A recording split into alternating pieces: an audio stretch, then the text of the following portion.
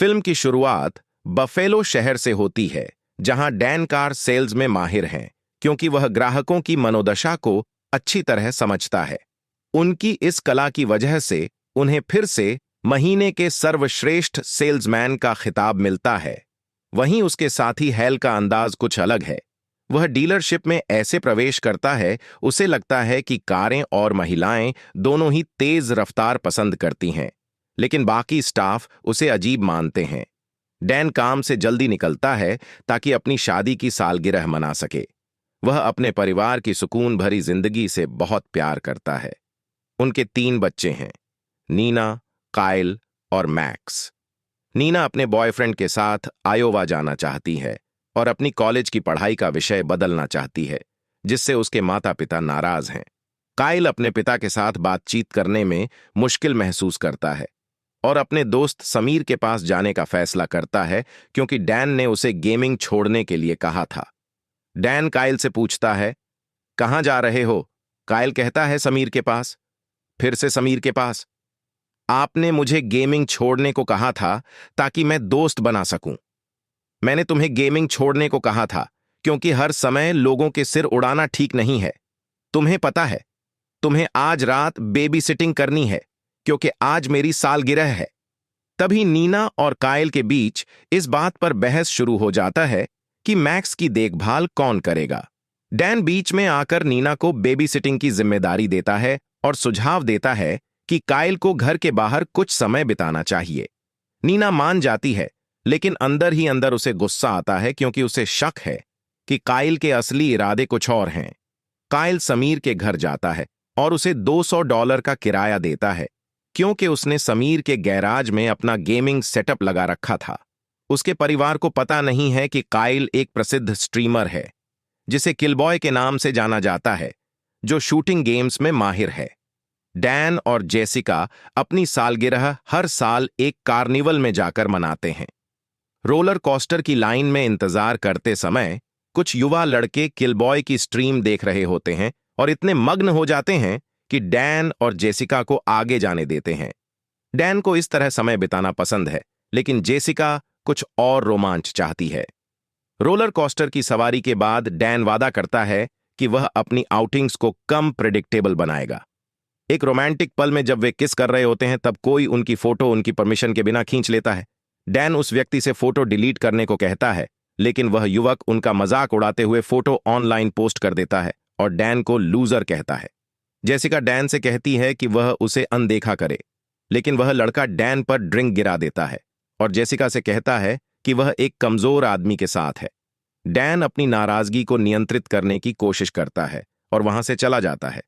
घर लौटते समय जेसिका डैन को यकीन दिलाती है कि वह नहीं चाहती थी कि वह उन लड़कों से झगड़ा करे, यह जानते हुए कि डैन को हिंसा से सख्त नफरत है। फिर भी उसे अंदर से डैन पर थोड़ा सा गुस्सा आता है। घर पर डैन इस घटना के बारे में सोचता है। वह अपने बेटे मैक्स का डायपर बदलता है और फिर बिस्तर पर जाता है जहां जेसिका पहले से सो चुकी होती है।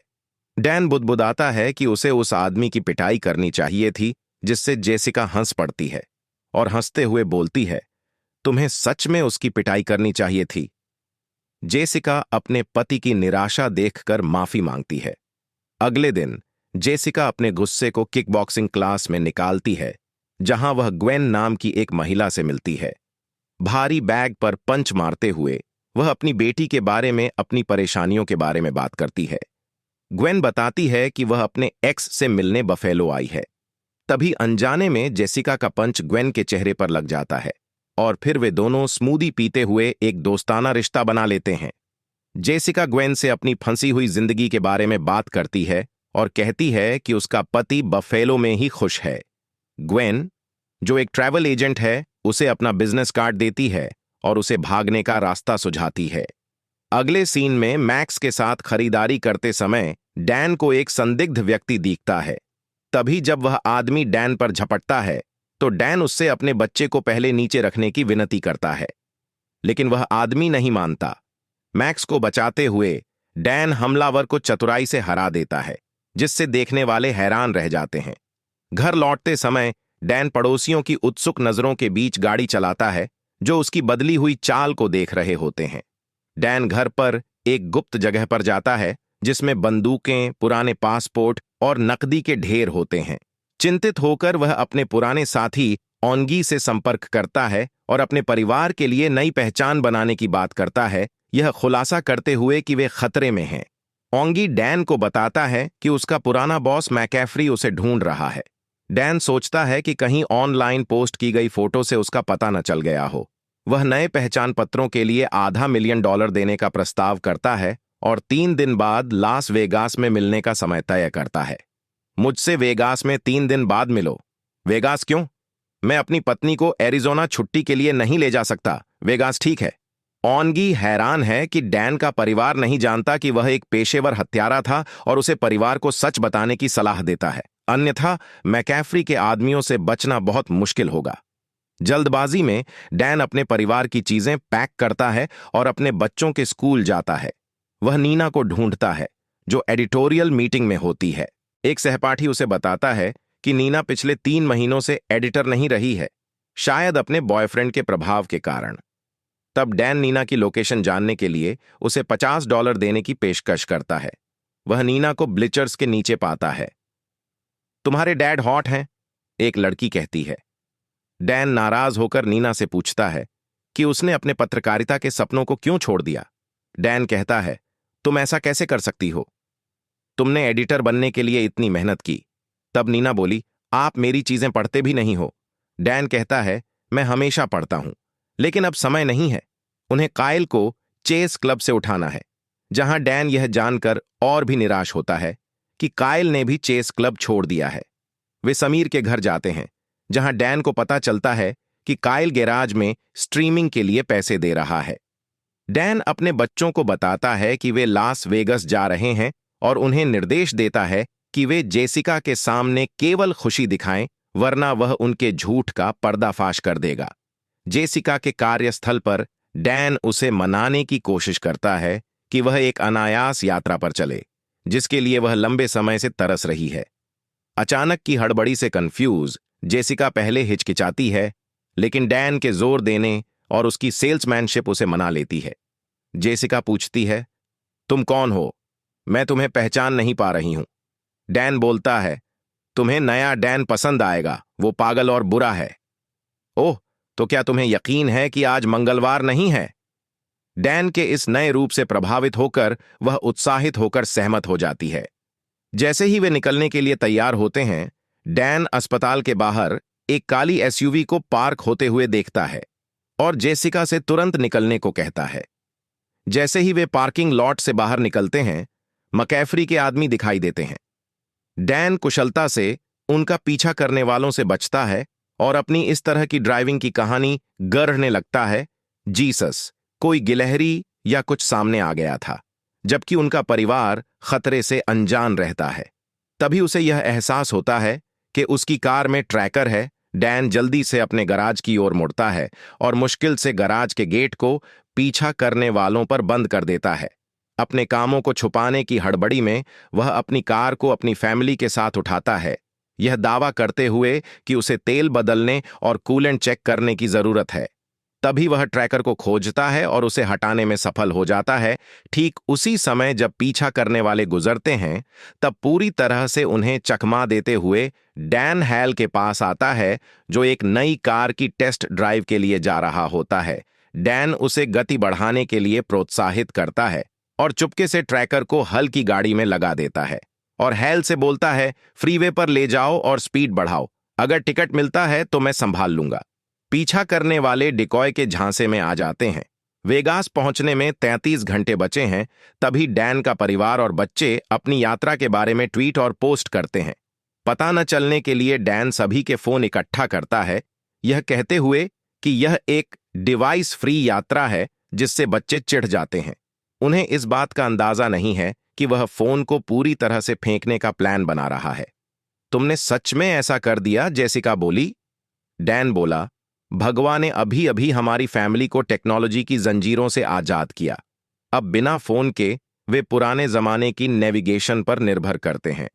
ट्रैवल एजेंसी पर क्लर्क को हंसी आती है जब वह सुनता है कि उनके पास फोन नहीं है और धूल भरे पुराने नक्शे निकालता है। क्लर्क बोलता है, मुझे क्रेडिट कार्ड की जरूरत पड़ेगी। तभी डैन उसे नकदी की एक गड्डी देकर कहता है कि वेगास के होटल में कमरा बुक कर दो। काफी समय के बाद पहली बार परिवार सच में एक दूसरे के साथ जुड़ता है। वे सड़क पर वनीला आइस के आइस आइस बेबी गाने को गाते हैं।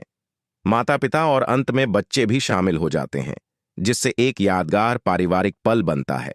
इसी बीच मकैफ्री खुद डैन के घर का दौरा करता है। उसका टेक गाइड काइल की पहचान को लोकप्रिय स्ट्रीमर किलबॉय के रूप में खोज लेता है।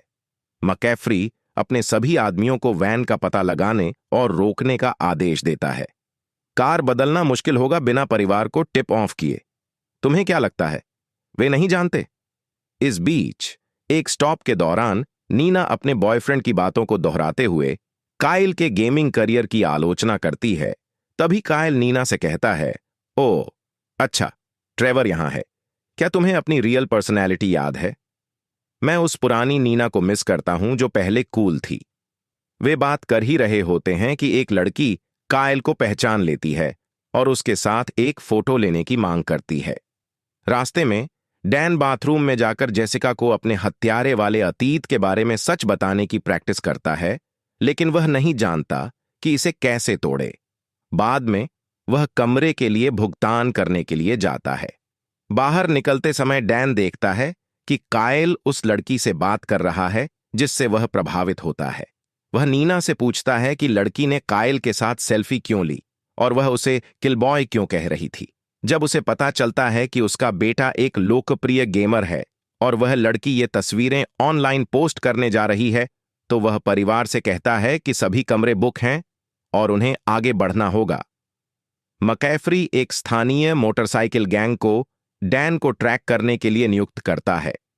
जैसे ही वे एक ब्रिज के पास पहुंचते हैं, डैन 3 बाइकरों को देखता है। तभी वो कॉल्मिंग म्यूजिक को तेज कर देता है और अपनी साइलेंसर वाली गन तैयार करता है। वह पीछा करने वालों से बचने की कोशिश करता है, जबकि उसका परिवार डैशबोर्ड पर लगे डॉग फिगर्स की तरह हिलते डुलते रहता है। उसका मिरर गोली से टूट जाता है, लेकिन वह एक को उड़ाकर गिरा देता है और क्रैश से बच जाता है। सिर्फ मैक्स जगा हुआ है और इस गतिविधि का आनंद लेता है। वह अपने पिता की मदद भी करता है, उसे अपना दूध हथियार के रूप में देकर। डैन तीसरे बाइकर को टक्कर मारता है, जिससे वह हवा में उड़ जाता है। तभी जेसिका जग जाती है और पूछती है, वो क्या था? वहां थोड़ा गड्ढा था। पूरी रात ड्राइव करने के बाद डैन आखिरकार अपनी आंखें बंद करता है, लेकिन उसका परिवार जाग जाता है। आधा मील दूर वो कॉलेज था जहां नीना पढ़ना चाहती थी। वो वहां जाना चाहती है और वहां जाने के लिए तर्क करती है। जेसिका को वहां नीना के बॉयफ्रेंड ट्रेवर से मिलने जाने में कोई दिलचस्पी नहीं है और वो बोलती है, हम वहां रुककर ट्रेवर से मिलने नहीं जा रहे हैं। नीना कहती है, दरअसल मेरा मतलब था कि मैं कैंपस देखना चाहती थी। ओह, जो भी हो, क्या तुम सच में सुविधाओं को देखना चाहती हो? हाँ, मैं चाहती हूं। आखिरकार वे कॉलेज जाते हैं और जगह शानदार है, उत्सवों से भरी हुई। डैन जेसिका से कहता है कि अगर वे चाहते हैं कि नीना उनकी सुने, तो उन्हें पहले उसकी बात सुननी चाहिए। इसलिए जेसिका नीना को असली कॉलेज जीवन क्या है दिखाने का फैसला करती है। पीछे से एक छात्र जेसिका को एक छात्रा समझते हुए बियर की पेशकश करता है और कहता है, हे सेक्सी, क्या तुम चाहती हो कि मैं तुम्हें किक स्टैंड कैसे करें ये दिखाऊं? और मैक्स को देख कर बोलता है, ओ सॉरी, मुझे पता नहीं था कि तुम मां हो। वह अपने एथलेटिक कॉलेज दिनों को याद करती है और किक स्टैंड स्किल्स दिखाने का फैसला करती है। नीना को प्रभावित करते हुए कहती है, ऐसा कभी मत करना। नीना कहती है, वो बहुत अच्छा था। नीना के वहां आने का मुख्य कारण यह था कि उसका बॉयफ्रेंड ट्रेवर इस कॉलेज में पढ़ता है। काइल नीना से कहता है, तुम ट्रेवर को नहीं समझती, हम ट्रेवर को समझते हैं, हम ट्रेवर को पसंद नहीं करते। नीना पूछती है, क्यों? काइल कहता है, क्योंकि जब से तुम उससे डेट कर रही हो, तुम पूरी तरह से अलग इंसान बन गई हो। वह तुम्हारे साथ कैसा अजीब बर्ताव करता है, तुम्हें उससे बेहतर मिल सकता है। कैंपस टूर के दौरान डैन मानता है कि वह उसकी परफॉर्मेंस से प्रभावित है। वह उत्साह से सोचती है कि अगर उसने अपने खेल करियर को नहीं छोड़ा होता तो उसकी जिंदगी कैसी होती, खासकर उस केक स्टैंड को देखकर। जेसिका डैन को बताती है कि उसे डैन का बदला हुआ स्वभाव बहुत अच्छा लग रहा है। तभी डैन एक जर्मन आदमी को देखता है जो फोन पर बात कर रहा होता है। डैन को वह मकैफ्री का आदमी लगता है और डैन उससे बात करने लगता है। तभी डैन उसका कॉलर पकड़कर उससे उसकी पहचान पूछता है, पर जेसिका वहां आ जाती है और उसे यह बातचीत अजीब लगती है। जेसिका उसकी बात ना समझ पाए, इसलिए डैन उस आदमी से जर्मन में बात करने लगता है। उनकी बात सुनकर जेसिका वहां से चली जाती है। जेसिका के जाने के बाद वो आदमी डैन को अपना ब्रीफकेस खोलकर दिखाता है। ब्रीफकेस देखकर डैन को रियलाइज होता है कि यह एक आम जर्मन है। तभी डैन पर एक आदमी अटैक करता है। डैन उससे लड़ने लगता है। थोड़ी देर में उसे ठिकाने लगा के डैन अपनी फैमिली के पास आता है। पर नीना ट्रेवर से मिलने उसके रूम में जाती है, जहां पर वो ट्रेवर को एक अधनंगी लड़की के साथ देखती है। नीना वहां से रोते हुए वापस आ जाती है। नीना को रोता देख डैन उसे समझाने की कोशिश करता है और उसे एक प्राचीन मार्शल आर्ट सिखाते हैं। नीना उसे ट्रेवर पर यूज करती है और उसकी फोटो खींचती है। वापस आकर डैन को ताली देती है, फिर वैन में बैठ जाती है। जेसिका डैन से पूछती है, ये क्या था? डैन कहता है, बाप बेटी का सीक्रेट। वापस वेगास के रास्ते पर अब उनका बॉन्ड और भी अच्छा हो चुका है। नीना, जो अब कार ड्राइव कर रही है, डैन को हमेशा उसका सपोर्ट करने के लिए थैंक्स कहती है। डैन उससे कॉलेज में किए उसके जर्नलिज्म के काम की तारीफ करता है। नीना उससे पूछती है, आप सच में पढ़ते हैं? डैन कहता है, हाँ। अब डैन और जेसिका एक मोटेल के बाथरूम में है। दोनों एक दूसरे को किस करते हैं और बाद में सेक्स करते हैं। सेक्स के बाद जेसिका डैन के इस बदले स्वभाव से अमेज और शॉक्ड है। वो डैन को हमेशा से ऐसा ही देखना चाहती थी। डैन उससे वादा करता है कि वो ऐसा ही रहेगा। अगली सुबह डैन ओंगी को कॉल करता है, जो उसकी नई आईडी उसे देने आ रहा है। उससे बात करने के बाद डैन अपना फोन रेस्टोरेंट में एक टेबल पर छोड़ देता है और एक दूसरे टेबल पर जाके बैठ जाता है। काइल वहां आता है और डैन से स्ट्रीमिंग के बारे में बात करने लगता है। वो डैन को समझाने लगता है कि स्ट्रीमिंग उसके लिए कितनी इंपॉर्टेंट है और वो गेमिंग में प्रो है, लोग उसे पसंद करते हैं। फिर वो डैन से शूटिंग गेम खेलने को कहता है और बोलता है, यदि मैं हारा तो गेमिंग बंद। शूटिंग गेम में डैन काइल को 2 बार मार देता है। फिर काइल डैन की तकनीक से उसे भी 2 बार मार देता है। फिर डैन उसे लास्ट शॉट मारकर जीत जाता है, पर डैन काइल से इंप्रेस हो जाता है और उसे गेमिंग के लिए परमिशन दे देता है। अब वो चारों एक दूसरे के बहुत करीब आ चुके थे और ट्रिप एंजॉय कर रहे थे। वेगास पहुंचने के बाद वे शहर के एक शानदार स्वीट में रुकते हैं। डैन को अपने पुराने साथी ओंगी से मिलने के लिए नीचे जाना पड़ता है, जो उसे नए पहचान पत्र और वैंकूवर की फ्लाइट की टिकट देता है। डैन प्लान बनाता है कि वह एक रोमांटिक डिनर के बाद जेसिका को अपनी पुरानी जिंदगी की सच्चाई बताएगा।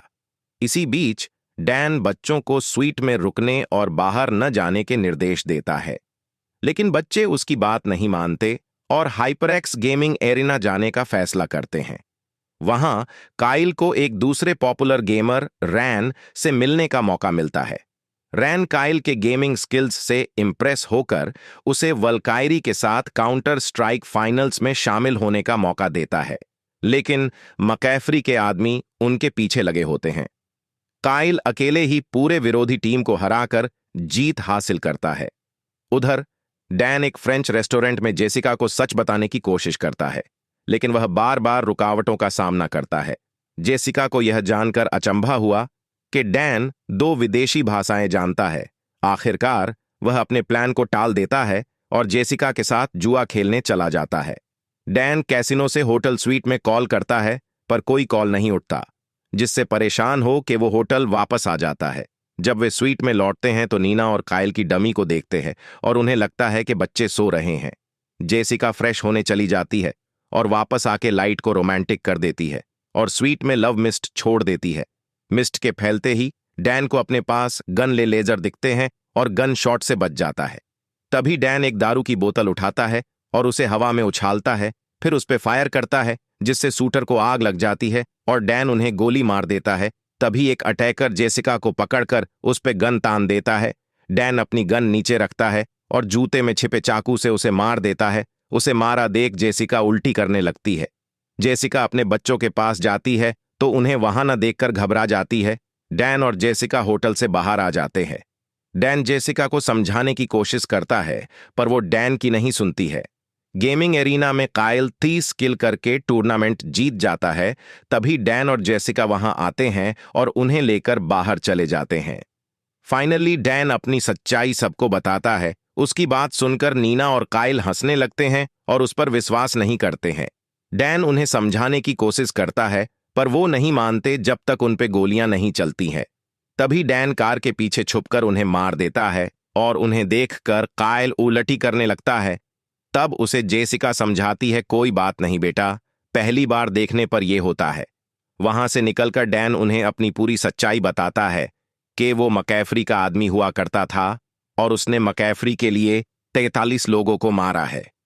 डैन की बात सुनकर कायल बोला, और आप मुझे गेमिंग वायलेंस के कारण नहीं खेलने देते थे। फिर डैन उन्हें उनकी नई आईडी देता है, जिसमें नीना अब माली एंडरसन है। बाकी सब भी अपनी आईडी देखते हैं और अपनी आईडी चेंज करने से मना कर देते हैं और वहां से चली जाते हैं। जेसिका निर्णय लेती है कि वो डैन को छोड़ देगी और बच्चों को भी संभालेगी। जेसिका ग्वेन को कॉल करती है और मदद मांगती है। डैन सुबह बाहर सबका इंतजार करता है और उनसे ना जाने को कहता है। डैन उन्हें बाहर के खतरे के बारे में बताता है और बोलता है कि मकैफ्री उनके पीछे आएगा। जेसिका उसकी बात नहीं सुनती है और वहां से चली जाती है। जेसिका ग्वेन के पास जाती है, जो एक प्राइवेट जेट में जेसिका का वेट कर रही थी। ग्वेन जेसिका को अपने बफेलो के एक्स के बारे में बताती है, जिसने ग्वेन को छोड़ दिया और दूसरी औरत से शादी कर ली। तब जेसिका बोली, तो तुमने क्या किया? ग्वेन बोली, मैं उनके पास गई, उनका भरोसा जीता और अब देखो। तभी जेसिका को लगा ये उसकी ही बात कर रही है। जेसिका वहां से जाने लगी। तब मकैफ्री वहां आ गया। मकैफ्री डैन को कॉल करके उसे उसकी फैमिली के बारे में बताता है और एक वीरान होटल में मीटिंग फिक्स करता है। मकैफ्री डैन को अपना बेटा बताकर उसे हग करने को कहता है। यह सुनकर नीना, कायल और जेसिका भौचक्के रह जाते हैं। मकैफ्री डैन को जान से मारना चाहता था क्योंकि डैन ने उसे छोड़ा, पर पिछले कुछ दिनों में मकैफ्री ने जिसे भी डैन को मारने भेजा था वो सब डैन से हार गए थे, जिससे मकैफ्री इंप्रेस था। मकैफ्री डैन की फैमिली को छोड़ने को तैयार था यदि डैन उसे फिर से ज्वाइन करे और फिर कभी अपनी फैमिली से ना मिले तो। कोई और रास्ता न दिखते हुए डैन मकैफ्री को ज्वाइन करने को तैयार हो गया। मकैफ्री ने अपने आदमी से डैन की फैमिली को एयरपोर्ट छोड़ के आने को कहा। तभी डैन के बच्चों का दिमाग चला और उन्होंने लिफ्ट की सारी बटन दबा दी। तभी जेसिका ने मैक्स का डायपर उतार के उस आदमी के मुंह पर मारती है और उसे ऊपर से नीचे धक्का दे देती है और वो सभी डैन को बचाने निकल जाते हैं। तभी मकैफ्री किसी काम से निकल जाता है और ग्वेन डैन को सिड्यूस करने लगती है। तभी डैन की फैमिली उसे बचाने वहां आ जाती है और तभी डैन ग्वेन को बेहोश कर देता है। फिर डैन जेसिका से माफी मांगता है और उससे कहता है कि अब वो उससे कभी कुछ भी नहीं छुपाएगा। तभी मकैफ्री कुछ अजीब नोटिस करता है और कायल टेक गाय को बांध देता है। टेक गाय बोलता है, मैं तुम्हारा फैन हूं। एक बड़े मुकाबले के बाद वे मकैफ्री के सभी आदमियों को हरा देते हैं।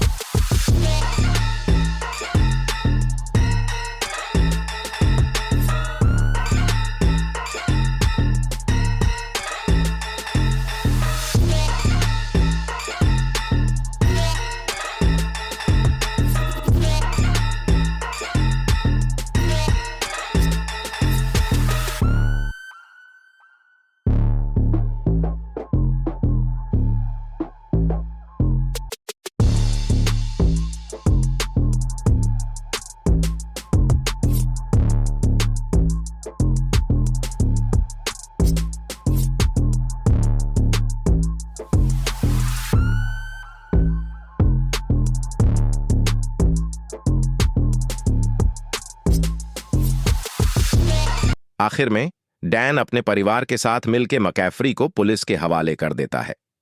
6 महीने बाद नीना एक प्रसिद्ध पत्रकार बन जाती है।